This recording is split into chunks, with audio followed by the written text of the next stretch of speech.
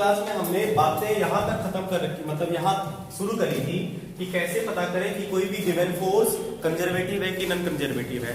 तो सबका जो सबको जो हम लोग पार्शियली डिफरेंशिएट करेंगे किसी, जैसे x कंपोनेंट को s कंपोनेंट वाले फोर्स को नहीं z के रिस्पेक्ट में पार्शियली डिफरेंशिएट कर देंगे, y को x के रिस्पेक्ट में, z को x के रिस्पेक्ट में, सबको किसी दूसरे कंपोनेंट के रिस्पेक्ट में आपको पार्शियली डिफरेंशिएट करना है। और अगर हर केस में हर पेयर का रिजल्ट सेम आता हो तो कंजर्वेटिव होगा, अगर रिजल्ट सेम नहीं आएगा तो नॉन कंजर्वेटिव होगा। कंसेप्ट हो चुका था, प्रैक्टिस करना है आज और इसको और सवालों के साथ समझना है, ठीक है। आइए, जैसे कि हमारे पास मान लीजिए एक सवाल है, जल्दी करिए, आज इस टॉपिक को खत्म करेंगे और दूसरा टॉपिक भी शुरू करना है। हमारे पास एक फोर्स है जो एक्स आई कैप, ध्यान से समझिएगा, और एक्स वाई जे कैप है। सुनना जरा, यहाँ पे ये है कि आई के साथ जो होता है उसको हम लोग एक्स कंपोनेंट कहते हैं, अगर आई के साथ वाई होगा तो वो एक्स कंपोनेंट होगा। ये समझिए, आई इंडिकेट करता है एक्स को, एक्स इंडिकेट एक्स को नहीं करता है। आई बात समझ में, x इंडिकेट x को नहीं करता, I इंडिकेट x को करेगा। क्लियर है? गुड। अभी हम लोग यहाँ पे क्या करते हैं, हर काम करते हैं, पार्शियली डिफरेंशिएट करते हैं किसको, force along x direction with respect to, मान लो y कर देते हैं पहले। चलिए पार्शियली डिफरेंशिएट करते हैं किसको, फोर्स को। तो फोर्स अलोंग x कितना है, फोर्स x कंपोनेंट में कितना है, x। इसका मतलब ये क्या होगा, dx विथ रिस्पेक्ट टू कौन होगा, y। तो y के रिस्पेक्ट में x तो कांस्टेंट हो गया, इसका डिफरेंशिएशन कितना हो गया, 0। Very good. अब इसका रिवर्स भी तो करना पड़ेगा आपको, बोलो। अब इसका उल्टा क्या होगा, इसका उल्टा होगा partial differentiation of y component of force with respect to z, sorry with respect to x। तो बताइए y कंपोनेंट ऑफ फोर्स, ध्यान से समझना, यहाँ पे y कंपोनेंट जो है फोर्स का वो कितना है, xy है, और किसके रिस्पेक्ट में करिएगा, x के रिस्पेक्ट में। अब एक बात बताओ, x के रिस्पेक्ट में तो x को ही डिफरेंशिएट कर सकते हैं, मतलब x के रिस्पेक्ट में y तो कांस्टेंट हो गया। अब बताइए, जब आप 2x को डिफरेंशिएट करते थे तो 2 को बाहर कर लेते थे और dx में dx करते थे, नहीं करते थे। बताइए यहाँ पे x के रिस्पेक्ट में y कांस्टेंट, तो y बाहर हो गया और डिफरेंशिएट कौन होगा, x। किसके रिस्पेक्ट में, x के रिस्पेक्ट में, और x का डिफरेंशिएशन x के रिस्पेक्ट में कितना होता है, 1। क्या ये दोनों सेम आया, हेयर पहली बार में। और दो पेयर को और तो चेक करना ही नहीं तुम्हें पड़ा, पहला पेयर ही अनइक्वल आ गया। हेयर क्या होगा, partial differentiation of fx with respect to dy is not equal to partial differentiation of fy with respect to dx। तो सीधी सी बात है कि हेंस नहीं, force is non conservative, non conservative. बाकी दो करने की जरूरत ही नहीं पड़ी तुम्हें, बाकी दो कर सकते हैं। आई बात समझ में, पार्शियल डिफरेंशियल समझ पाए बाबू? yes. है तो आप सुनो इसको, कहां पे, यहाँ पे ये dy by dx, इसका वैल्यू सॉरी वो सॉरी y into 1 y होगा, y होगा। क्लियर है? बराबर नहीं हुआ, इससे जरूरी नहीं हमेशा बराबर हो, आप चाहो तो अगला भी चेक कर सकते हो, जरूरी नहीं है। जैसे इसे और एग्जांपल से समझाते हैं, तुम्हें समझना, दूसरे एग्जांपल से समझाते हैं तुम्हें। जैसे हमारे पास एक फोर्स है, ध्यान दो बोर्ड पे ध्यान दो प्लीज। एक फोर्स है हमारे पास y i cap plus x j cap. तो हमें क्या करना है, पहले partial differentiation of x with respect to y, मतलब ये हुआ x कंपोनेंट कौन है, y, किसके रिस्पेक्ट में करोगे, कितना होगा, आई बात समझ में, y के रिस्पेक्ट y का डिफरेंशिएशन 1 हो गया। अब आप क्या करिएगा, y को करिएगा किसके रिस्पेक्ट में, x के। तो बताइए यहाँ पे y का वैल्यू कितना है, x है ना, इसके रिस्पेक्ट में, x के रिस्पेक्ट में आया कितना, सेम आया। अभी रुको, अभी तो दो पेयर और चेक करना बाकी है। पहले पेयर में ही सेम आ जाए, तीनों पेयर चेक करने पड़ेंगे आपको। तीनों पेयर में अगर होगा तभी ये सत्य होगा, अदरवाइज नहीं होगा। तीनों पेयर चेक करना पड़ेगा। जैसे अब हाँ, गलत एक ही पेयर में हो गया, तब तो दो पेयर क्यों चेक करें, आई बात समझ में। तो पहला पेयर करेक्ट हुआ है, ये फर्स्ट पेयर करेक्ट हुआ आपका, ठीक है। इसका सेकेंड पेयर इसका सेकंड पेयर क्या है, समझ पा रहे सब लोग, बोलो बाबू। इसका जो सेकंड पेयर है वो सेकंड पेयर क्या बनेगा, सेकंड पेयर बन जाएगा y वाला हो गया x वाला हो गया। z को x के रिस्पेक्ट करें या z को y के रिस्पेक्ट में कर देते हैं, बोलो करते हैं ना, या चलो x z कर लेते हैं। देखिए partial differentiation of x with respect to z पहले करते हैं। इसका वैल्यू कितना है, z कंपोनेंट है ही नहीं, या z कंपोनेंट 0 है, z के रिस्पेक्ट में करिएगा तो इसका रिजल्ट क्या आएगा 0। उसी तरह से अगर आप हाँ f z करिएगा x के रिस्पेक्ट में, फिर भी क्या आएगा 0। चलो सेकंड पेयर भी करेक्ट हो गया, और आपको क्या लगता है थर्ड करेक्ट नहीं हुआ, थर्ड में भी तो y z इन्वॉल्व है। और तीसरा वाला जो पेयर करिएगा क्या करिएगा, d f y with respect to z, ये करिएगा, रिजल्ट कितना आएगा, z है ही नहीं अवेलेबल। और इसको करिएगा D F Z with respect to D Y, कितना आएगा, मतलब तीनों पेयर करेक्ट हुआ, तीनों पेयर सेटिस्फाइड हुआ। ये भी बराबर, आपको ये 1 2 ये सब मैटर नहीं पढ़ना है, दोनों सेम होना चाहिए, 5 5 हो -3 हो डजंट मैटर, सेम होना चाहिए। ये सेम आया, ये पेयर भी सेम आया और ये पेयर भी सेम आया, इसका मतलब फोर्स इज हाँ फोर्स इज कंजर्वेटिव। छापिए फटाफट छापिए, जो कि इलेक्ट्रिक फील्ड में करेंगे। अभी बस समझिए तीसरा एग्जांपल, ये समझिए जैसे एक फोर्स है और ये एक्स वाई आई कैप है, ठीक है, और एक्स वाई जे कैप है। हाँ फील्ड से पोटेंशियल निकालने का तरीका एक्स वाई आई कैप प्लस एक्स वाई जे कैप है, ध्यान से समझिए पहले। अब हमें क्या करना है, जेड वाला कंपोनेंट करेंगे कि जेड के रिस्पेक्ट में अगर करोगे वो तो 0 ही आने वाला है, तो जेड वाला इंट्रोड्यूस करवाते ही नहीं है, वो तो ऑलरेडी बराबर बराबर आने ही वाला है। बस एक्स वाई वाला काम कर लेते हैं, काम बन जाएगा। तो चलिए पहले पहला वाला जो पेयर है उसको करते हैं partial differentiation of X with respect to Y, ठीक है। ये डी दो तरीके से लिखा जाता है, ये डिफरेंशिएशन होता है कंप्लीट, ये हुआ पार्शियल डिफरेंशिएशन, ठीक है। अभी फिलहाल आप डिफरेंशिएशन ही समझ लीजिए, सुन लो जरा। अब एफ एक्स का वैल्यू क्या है जो आई के साथ होगा, आई के साथ कौन है एक्स वाई, ये होगा एक्स वाई नहीं विथ रिस्पेक्ट टू, अब सुनो मेरे, अब सुनो y के रिस्पेक्ट में डिफरेंशिएट करना है, तो y के रिस्पेक्ट में x क्या हो गया कांस्टेंट, तो कांस्टेंट को बाहर कर लो और बचा क्या, ये हो गया तुम्हारा dy बाय dy, जिसका वैल्यू कट के बनी है ऐसे बना है, इसका वैल्यू 1 into x कितना होगा, समझ पाए। उसी तरह से इसका जो सेकंड पार्ट है पेयर है, सेकंड पेयर कौन है, इसका अगला वाला पार्ट कौन है, D F Y by D F X. अब बताइए एफ वाई का वैल्यू कितना है, एफ वाई का वैल्यू एक्स वाई है, आई बात समझ में।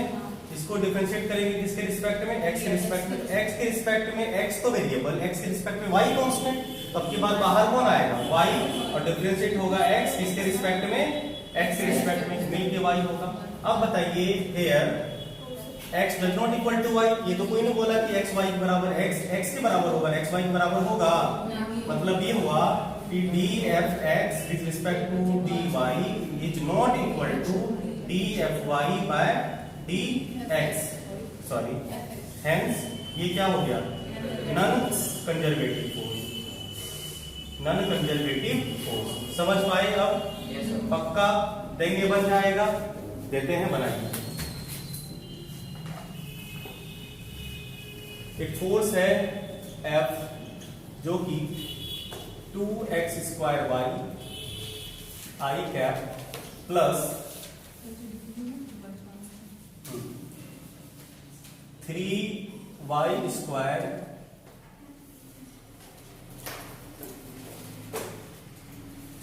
z प्लस z के कैप, ज्यादा हो जाएगा, अच्छा डिलीट करते हैं, ये तो हो जाएगा।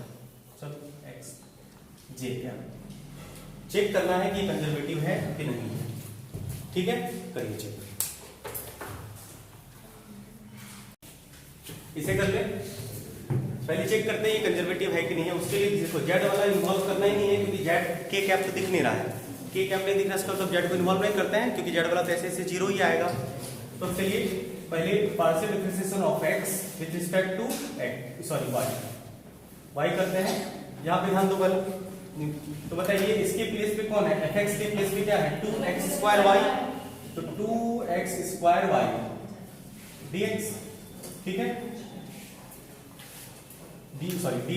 तो बताइए क्या क्या कांस्टेंट है, 2 कांस्टेंट है, y के रिस्पेक्ट में y डिफरेंशिएट होगा, मतलब x² कांस्टेंट हो गया, और बचा कौन dy बाय dy, मिलके कितना हो गया 1, और ये रिजल्ट आया 2x²। कोई दिक्कत नहीं।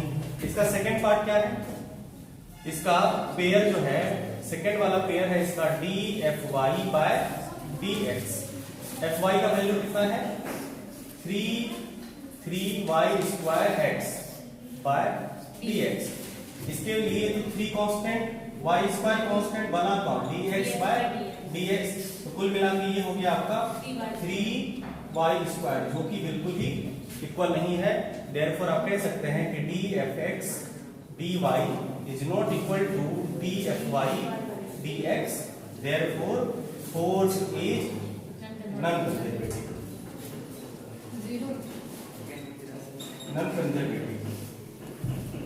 ठीक है।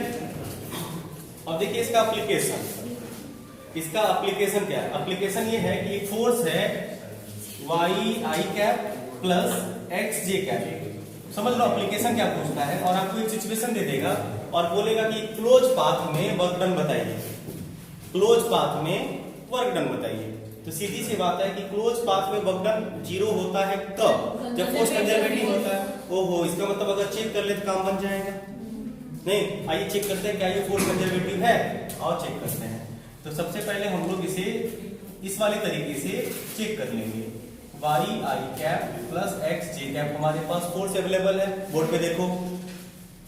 अब dfx बाय dfy नहीं dy, fx का वैल्यू कितना है y, तो dy बाय dy मिलके कितना हुआ 1, पहला पार्ट dfy और dx, तो dfy का वैल्यू x है, dx बाय dx ये कुल मिला के हो गया 1। देयरफॉर फोर्स इज कंजर्वेटिव, नहीं फोर्स इज कंजर्वेटिव, और कंजर्वेटिव फोर्स के द्वारा किया गया वर्क डन।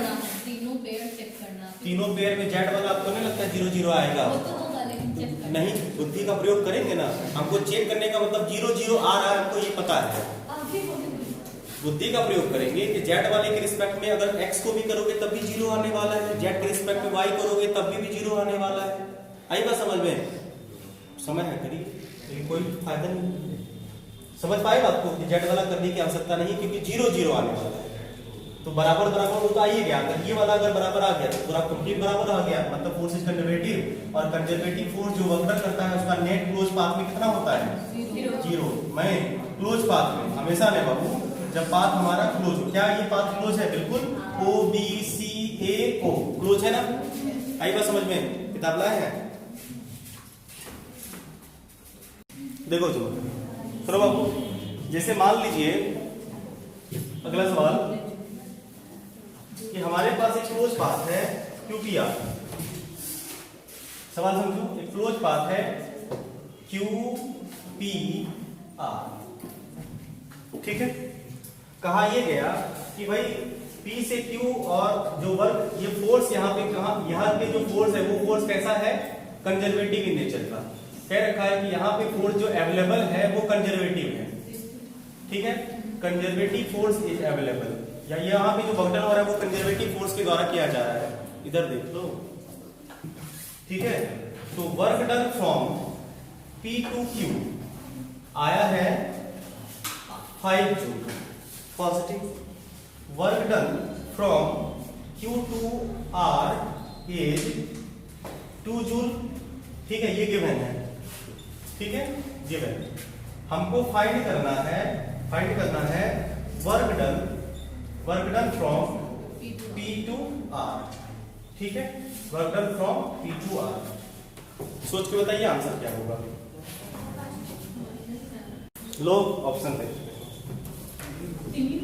ऑप्शन है, ठीक है, 7 जूल,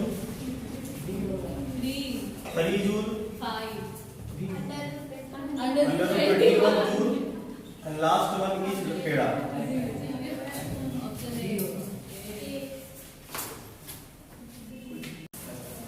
देखो आंसर होगा इसका -7 पता नहीं, ये बात तो पता है कि वर्क डन बाय, सुनो, work done by conservative force, work done by conservative force in round trip, नहीं राउंड ट्रिप इक्वल टू 0। इसका मतलब ये हुआ कि जो यहाँ पे टोटल वर्क डन होगा, ध्यान दो, टोटल वर्क डन होगा, कंजर्वेटिव फोर्स राउंड ट्रिप है तो 0 के बराबर होना चाहिए। टोटल वर्क डन में कौन कौन सा वर्क डन आएगा? वर्क डन आएगा P से Q तक का किया गया प्लस वर्क डन, नहीं Q से R तक का किया गया होगा प्लस वर्क डन R से P तक का किया गया होगा इक्वल टू 0। अब बताइए P से Q तक का वैल्यू कितना? 5, यहां से यहां तक का कितना? 2, और यहां से यहां तक का पता नहीं, वहां से यहां तक का पता नहीं, कितना? 0। इस हिसाब से work done from R to P कितना? -7 जूल आया, और होना ही था -7 जूल। कारण क्या है? कारण ये है कि टोटल वर्क डन 0 होना है, तो भाई दो जगह पॉजिटिव हो रहा है, एक जगह 0 बनने के लिए उतना ही नेगेटिव होना पड़ेगा ना। और ऑप्शन में आपका अगर नेगेटिव हो तो नेगेटिव तो टिक करेंगे ही, अगर नेगेटिव नहीं हो, वर्क इज स्केलर क्वांटिटी, ठीक है, इंडिपेंडेंट फ्रॉम डायरेक्शन, डायरेक्शन से कोई मतलब नहीं है, it's have only magnitude, it's have only magnitude, ठीक है, डायरेक्शन से कोई फर्क नहीं पड़ता। -7 ईस्ट की तरफ ले जाओ, -7 वेस्ट की तरफ लोगो, -7 ही होता है, इसलिए इसका आंसर -7 होगा।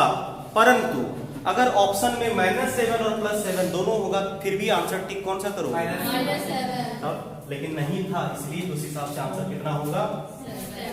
अब तुम ही बताओ, थोड़ा लॉजिक लगता है कि टोटल वर्क डन 7 होगा, 5 और 2 बराबर 7, टोटल वर्क डन 0 हुआ, ऑप्शन गलत है ना, इसलिए माइनस लगा दो ऑप्शन में। यदि से कोई फर्क ही नहीं पड़ता है, ये P से R पूछे या R से P पूछे 10 बार के बराबर है, कोई फर्क नहीं पड़ने वाला है, कोई फर्क नहीं पड़ने वाला है। तुम्हें टोटल 0 रखने के लिए तुम ही बताओ, टोटल 0 रखना है, 2 तुम्हें 7 है, उस 7 को 0 बनाने के लिए क्या करोगे? +7 की -7, P से R करो या R से P करो, क्या फर्क पड़ता है बाबू? यहाँ पे प्लस माइनस का मतलब जोड़ना घटाना होता है, प्लस माइनस का मतलब यहाँ पे जोड़ना घटाने से मतलब है, डायरेक्शन से कोई मतलब नहीं है। आई बात समझ में? क्लियर है? याद रखना, वर्क में पॉजिटिव नेगेटिव साइन का मतलब जोड़ना और घटाना है। कम नेगेटिव वर्क का मतलब समझते हैं? वर्क कम हुआ है, वर्क का मतलब हुआ एनर्जी गेन हुआ है, पकड़ा। नेगेटिव वर्क का मतलब हुआ एनर्जी का गेन हुआ है, और पॉजिटिव वर्क का मतलब एनर्जी लॉस हुआ है। तो फिर यहाँ पे चीजें घटने और बढ़ने का सेंस है। 2 लोग नहीं जाके एक 5 जूल का थप्पड़ लगाया, एक 2 जूल का थप्पड़ लगाया, रोते रोते गए मम्मी के पास, मलहम लगा दिया 5 और 2 जूल का, neutral, work done 0, conservative force. नहीं समझा बात को? यहाँ पे क्या हुआ, उसको न्यूट्रलाइज करना है, तुम्हें न्यूट्रलाइज करना है। तो ऐसे कुछ आ गया मन में, बोल दी थोड़े नहीं, तो मम्मी क्लोज बात में टोटल वर्क डन कितना आ गया? आई बात समझ में? बोलो नहीं, ऑप्शन में माइनस नहीं था, इसलिए मजबूरी में तुम्हें 7 को टिक करना था। तो सर इसमें फोर्स और डिस्प्लेसमेंट के बीच के एंगल से कोई मतलब नहीं है? फोर्स और डिस्प्लेसमेंट के बीच के एंगल से ही मतलब है, फोर्स और डिस्प्लेसमेंट के बीच से एंगल से ही मतलब, यहाँ पे सीधा वैल्यू कहा गया।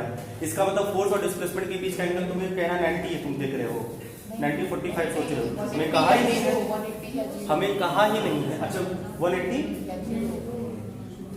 एंगल बन है क्या? फोर्स इधर लग रहा है, किस डायरेक्शन में फोर्स है, कोई मतलब नहीं रहता, स्केलर चीज है, डायरेक्शन से इंडिपेंडेंट। इधर फोर्स लगे क्या फर्क पड़ता है? वैल्यू से मतलब है ना, वैल्यू से मतलब है ना वर्क डन के। तब क्योंकि फोर्स कंजर्वेटिव है, पाथ क्लोज है, इसलिए टोटल वर्क डन 0 होना ही पड़ेगा। और टोटल वर्क डन 0 के लिए तुम्हारे पास प्लस में पॉजिटिव में 7 जूल का वर्क है, इसका मतलब -7 जूल वर्क तुम्हें करना पड़ेगा। आई बात समझे? -7 जूल वर्क करना ही पड़ेगा, किसी भी डायरेक्शन में, डजंट मैटर। क्लियर है? बोलो, समझ पाए बात को? क्या अब इस पे जो बातें होंगी अब फालतू की बातें होंगी, मुद्दे की बात हो चुकी है, इसलिए अब सवाल से लिखते हैं। आइए अगला टॉपिक शुरू करें, एनर्जी। ठीक है, देखिए सर, वर्क की कहानी इतनी रहेगी और वर्क और एनर्जी का जो भी रिलेशन बनेगा वो करेंगे हम लोग, फिर उसके बाद एनर्जी को खत्म करके फिर हम लोग पावर में चलेंगे, बात नहीं करेंगे। है बाबू, आंसर +7, ऑप्शन में +8 था, ऐसे भी होगा, ऐसे कैसे हो जाएगा +7 बताओ।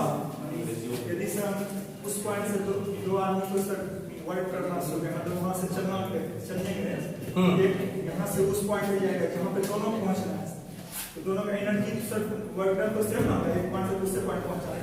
तुम कह रहे हो देखो यस, एक m मास का ब्लॉक है, समझो एक m मास का ब्लॉक है, m मास के ब्लॉक को पहले कहां से लाया गया, p से q की तरफ लाया गया, फोर्स भी इधर लगा होगा, डिस्प्लेसमेंट भी इधर लगा होगा, नहीं तो कुल मिला के 5 जूल का वर्क हुआ है, तात्पर्य हुआ इसका मतलब ये ब्लॉक यहाँ पे आया है, आई बात समझ में। फिर यहां से q से r रेड पास हो गया है, तो खोल सुन लो हाँ, इसका आंसर +7 ही होगा। सुनो देखो, ये यहां पे पूछा ये गया है कि वर्क डन अगर इस ब्लॉक को इस पाथ में P से R लाते तो कितना वर्क करना पड़ता, सवाल ये था कि पूरे क्लोज पाथ में, यानी ये ब्लॉक को पूरा क्लोज पाथ नहीं करवाया गया है, नहीं फोर्स कंजर्वेटिव है, P से R Q लाया गया, Q से R लाया गया। अब बोला कि अगर P से R लाते तो ये सब नहीं करना था, अगर इसी सिस्टम में ब्लॉक को सिर्फ P से R आते तो क्या क्लोज पाथ बनता, क्लोज पाथ नहीं बनता, तो बताइए कितना वर्क डन होता। सीधी सी बात है कि P से R लाना है, इसका मतलब हमको ये समझ में आया कि अगर ये सिस्टम कंजर्वेटिव फोर्स के अंदर आता है तो पक्का यहां से यहां तक का वर्क जितना हुआ है पॉजिटिव, तो यहाँ के यहाँ का वर्क नेगेटिव होना चाहिए, मतलब ये तो पूरा 7 बनेगा, माइनस प्लस वाली बात में है 7 बनेगा, मतलब ये हमें मैग्नीट्यूड का सेंस दे गया। ये क्लोज पाथ बनाने का सीधा सा एक मतलब था कि ये हमें मैग्नीट्यूड का सेंस दे के चला गया। आई बात समझ में। अब हमें क्या करना है, अभी हमें इधर से यहां तक ब्लॉक को लाना है, यहां से यहां तक ब्लॉक लाना है, यानी कि फोर्स भी हमें इधर ही लगाना है और ब्लॉक को भी इधर ही डिस्प्लेस करना है, तो वर्क डन कितना हो गया +7 जूल। अब सुनो, अब बोलोगे work done from P to Q कितना आया +7, -7 का फील देखो कि -7 का क्या मामला है। Work done from R to Q मतलब समझे, मतलब ये हुआ कि फोर्स इधर लगा रहे हैं और ब्लॉक इधर आ रहा है। अगर ऐसा कभी हो, मतलब नहीं समझे कि फोर्स इधर लगा रहे हैं और ब्लॉक तो P पे ही रखा हुआ है ना, ब्लॉक तो P पे ही रखा हुआ है ना, तो ब्लॉक इधर आ रहा है, P से R की तरफ आ रहा है, तो फोर्स और डिस्प्लेसमेंट के बीच का डायरेक्शन कितना होगा, नेगेटिव है ना, इसलिए यहां पे क्या होगा -7 जूल। ये है नेगेटिव का मतलब। आई बात समझ में। अगर work done from R to Q होगा तो -7 जूल होगा, ठीक, sorry R to P, sorry R to P, clear, वहां भी P टू R, सॉरी, ठीक, बात समझ में आई। चलो ठीक है, यहाँ पे पूरे क्लोज पाथ का बस काम ये था, कोई बुला रहे हैं, बोलिए 2 मिनट बैठने के लिए।